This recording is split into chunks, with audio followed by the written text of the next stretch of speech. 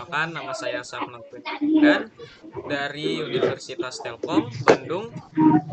Sebelumnya di sini saya ingin mewawancarai siapa namanya? Eh, Halo Kak, kenalin nama aku Faris Aldino, aku dari UPN Veteran Jakarta, aku berasal dari Prodi Ilmu Komunikasi. Oke, oh iya, saya belum Oke, kenalin dulu. Saya dari prodi ini D3 Sistem Informasi. Oke, jadi di sini, SI, oke. jadi di sini saya ini ada tugas untuk wawancara kepada siapa saja. Targetnya sih mahasiswa, jadi tujuannya Mahasiswa, ini oke. untuk mencari apa ya, pengalaman pengguna atau user experience terkait eh, penggunaan platform belajar. Salah satunya platform yang dipakai untuk diskusi sama teman gitu. Atau Oke, ada oke. dua platform yang dipakai untuk diskusi belajar sama teman, sama platform yang dipakai untuk mencari materi. Mencari materi, oke. Heeh. Nah, di sini saya ingin bertanya dalam apa Oke. ya, selama di veteran itu biasanya tuh kalau misal online itu dia sebulan itu bisa berapa kali deh? Kalau dari semester satu ya, kalau aku sendiri semester satu itu dia tuh online sebanyak 2 minggu, 2 minggu eh, sebelum UTS dan 2 minggu setelah UTS. Jadi total dalam satu semester tuh ada 4 kali pertemuan online. Oh, Kalau di semester 2 ini kebetulan cuma 2 kali pertemuan online. oke. Uh, Rumornya itu karena kurang efektif aja kalau misal 2 kali online. Jadi kalau misal 4 kali online. Hmm. Jadi ya tahulah siswa mahasiswa itu bisa jadi nggak nyimak atau Oh, tidur-tiduran dan iya. segala macamnya lah. Iya, makanya jadi dikurangin jadi 2 kali aja buat kelas besar atau kelas online-nya. Seperti itu. Jadi emang keefektifan itu dipermasalahin banget ya, apalagi banyak yang tidur-tiduran atau nggak nyimak gitu ya.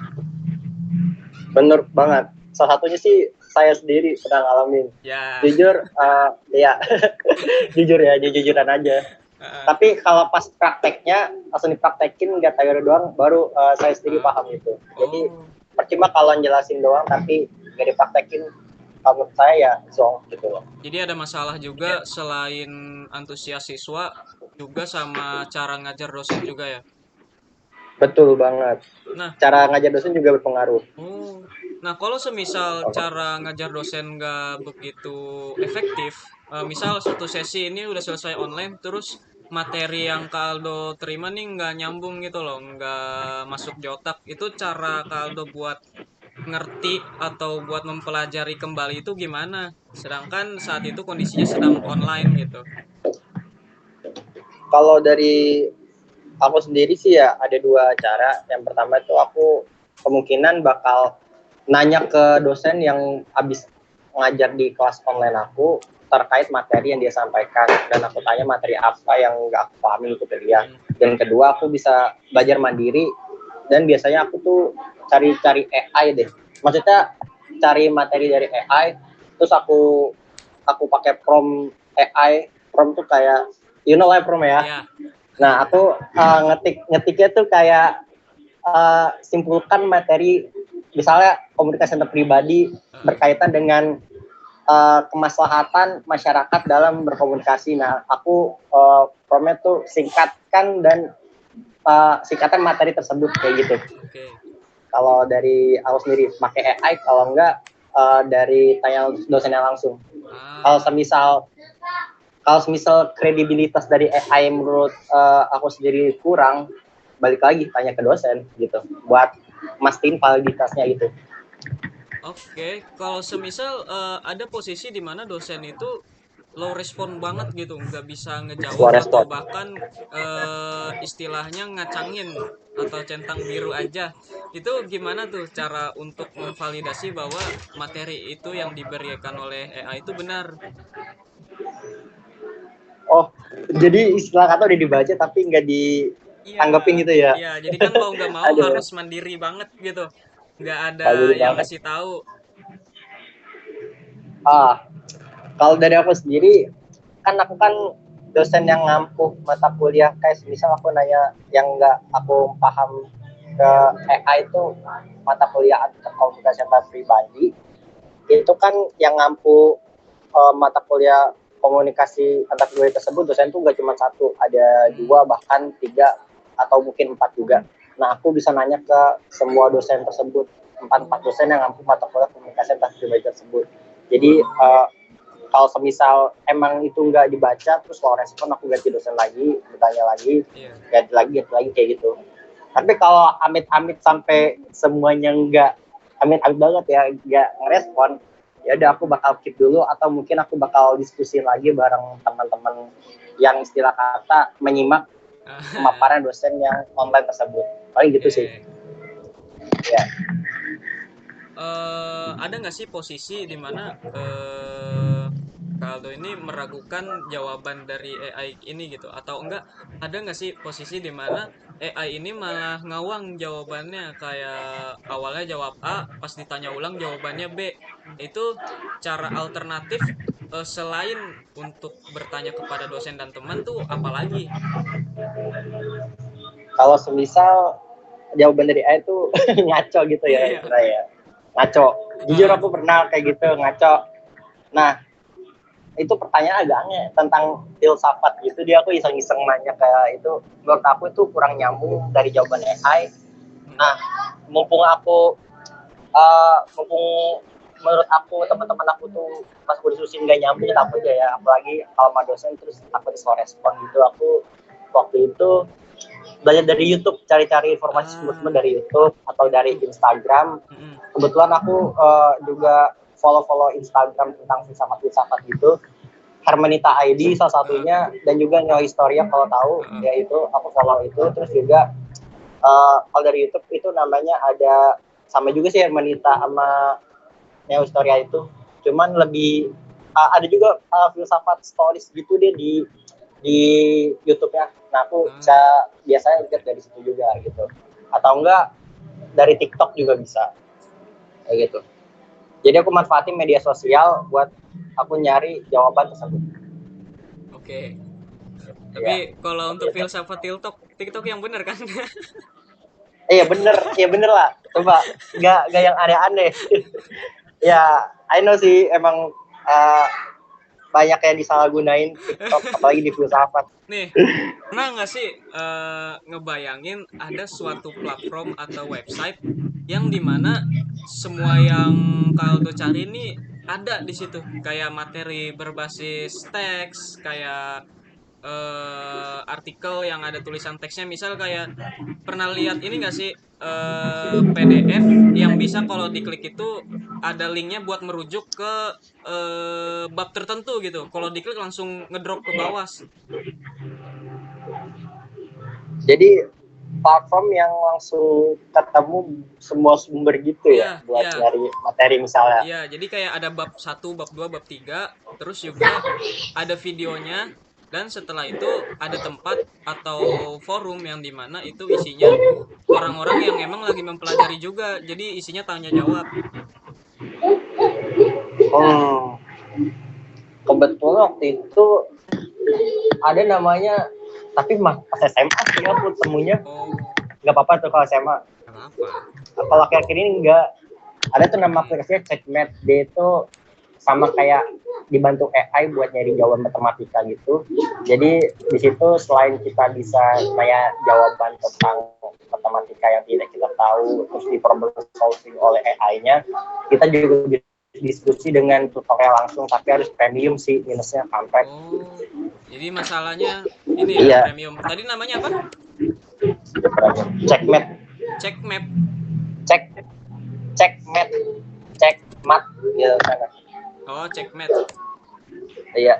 Tapi kalau bagian diskusi sih kayak misalnya nanya biasa doang, itu nggak premium. Yang premium tuh kalau yang harus kayak nanya ke tutorial secara langsung, dan juga harus tanpa iklan biasanya tuh. Mm-mm. Iya, tanpa iklan. Jadi semuanya Iya, serba berbayar ya. Oh, cek. Oh, yang betul. ini. Iya, pas Nih, SMA. Kalau yang SM, iya gitu. kalau yang saya bawakan kayak yang ingin Kaldo bayangin nih, bentukannya itu dia tuh seperti classroom. Tahu classroom kan? Yang SMP dulu Tahu tahu kita tahu. COVID. Iya iya iya. Sekarang juga masih pakai kok. Ya. Nah, Kenapa tuh? bedanya kalau classroom itu kalau dibuka atau join itu kan join harus perlu kode, Hmm, ya kan? Nah, kalau ini iya betul. websitenya itu bisa apa ya? Dicari seperti grup Facebook. Nah, jadi ketika diklik itu isinya segala macam materi, pertama materi, terus di dalam materi itu ada video dan ada juga Modelnya di video. ya ada video pembelajarannya dan juga ada forum diskusinya untuk ngebahas materi ini tuh maksudnya gimana sih, gimana gimana gimana. Jadi segala hal yang tadi Kaldo sebutin itu include semua gitu. Menurut Kaldo itu terbantu atau enggak sih? Uh, Menurut aku sih um, jujur terbantu ya, karena dari situ juga sumber belajar itu juga bisa langsung plug ketemu gitu tanpa harus nyari secara komprehensif di website lain gitu. Jadi cuma di satu website kita juga bisa dapat semuanya gitu. Hmm, Efektif menurut aku. Ya. jadi kayak praktis itu emang cukup ini ya, apa memuaskan Betul, ya, karena efisien waktu betul juga banget. kan. Iya, Oke. bukan efisiensi ya, bukan efisiensi itu ya. Ah. Aduh, Nah, lanjut lanjut. jadi sebenarnya yang lagi kita buat itu project yang Hah? saya sama kawan saya dua orang lagi itu yang lagi mau dibuat. Jadi ngebuat forum belajar sekaligus Forum. forum komunitas orang-orang yang ingin mempelajari materi tersebut dan juga materinya itu bisa berupa apa ya, grupnya ini bisa berupa diubah sama admin ini mau didesain untuk jadi tempat les atau jadi tempat diskusi, pure diskusi gitu. Itu yang lagi kita cari. Oh, iya iya iya iya. Jadi bikin jatuhnya kayak aplikasi apa website itu? Apa dua-duanya? Karena rata-rata mahasiswa itu mencarinya menggunakan website, nyari-nyari apa ya, nyari-nyari informasi, Hmm? sepertinya condongnya itu kita akan menggunakan website Oh, jadi website aja ya gitu. iya. Cuma memang Oke. tergantung perkembangan setelahnya apakah kami mampu untuk mengkonfigurasi website ini menjadi aplikasi atau tidak. Karena itu tergantung keputusan apakah eh, mudah untuk mengubahnya atau enggak. Karena kan tiap HP itu layarnya beda-beda. Iya bener. Tuh. Terus kalau misal selain masalah apa ya, Zoom, masalah apa lagi, chat chat GPT-nya kurang ini apa, kurang bagus lah gitu jawabannya. Ada nggak sih Ya, masalah lain yang ada di Kaldo kalau misal lagi belajar mandiri? belajar mandiri ya. Paling kredibilitas sumber aja sih, Nat. Nah, Jadi ada waktu itu ada platform aku lagi belajar tentang komunikasi komunikasi apa ya? Komunikasi massa ya. hmm, Itu ada yang sumbernya tuh dari sumber D aja ya, kita pakai inisial aja ya, sumber D, bahas tentang uh, bla bla bla bla bla bla, pokoknya tentang pengertian dari penelitian terdahulu, penelitian terdahulu dari gini-gini dari artikel. hmm, Nah, itu bahasa itu tentang fokus komunikasi masanya, juga include dengan komunikasi antar pribadi, jadi dia tuh nyambung-nyambung gitu. Nah, hmm, itu di kredibilitas satu. hmm, Nah, di kredibilitas kedua sumbernya itu dari sumber K. Nah, itu dia juga bahasa juga tentang sama juga komunikasi massa, cuman dia tuh nggak terikat dengan komunikasi antara pribadi dan segala macam, tapi kurang lebih pengertiannya sama. Cuman yang jadi permasalahan itu adalah ini mana yang benar gitu. oh, Nah itu jadi kebingungan di situ, ambiguitasnya di situ. Jadi uh, aku bingung nih, enakan yang mana nih, kesimpulan yang bisa diambil apakah hmm, dari sumber ini atau dari sumber D atau di sumber K gitu. paham. Nah itu sih paling ambiguitasnya. Jadi kesimpulan mana yang bisa diambil tuh bingung, ya gitu. Jadi karena yang terlalu banyak pas. sumber jadi susah ya untuk Iya, tahu mana sih yang diakui sama universitas itu sendiri gitu sumbernya. iya, gapnya di situ paling nggak. Hmm, jadi permasalahan utamanya itu pasti ya efisiensi yang kurang sama kredibilitas atau validasi kebenaran tentang sumbernya ya, yang paling Iya, krusial banget untuk tugas-tugas kalau nggak lagi ngerjain mandiri. betul. Itu Ya aja paling bener sih, apa ya sorry sorry Nat, paling apa bener sih lanjut. ya, paling bener sih ya nanya dosen ya, tapi Heeh, balik lagi, iya tergantung dosen. efisiensi waktu dari dosennya tersebut, dia bisa jawab apa enggak. Soalnya rata-rata dosen gue juga uh, rada-rada juga nih, ada yang pas respon, ada yang Hmm, slow, ada yang cuma dirut doang kayak lu tadi gitu. iya. Jadi mau nggak mau, apalagi gue tuh harus kayak benar-benar koordinasi, bukan cuma gue doang soalnya yang dapat informasi, gue juga harus cari informasi ke teman-teman gue juga gitu Hmm, loh. jadi agak Iya repot gitu ya. sepatutnya. Iya. Oke. Sepertinya Hmm. cukup, Dok. Thank you banget, Dok. Oke, sama-sama Nat. Thank you banget ya. Yoi. Kasih, Dok. Yuk. Aman.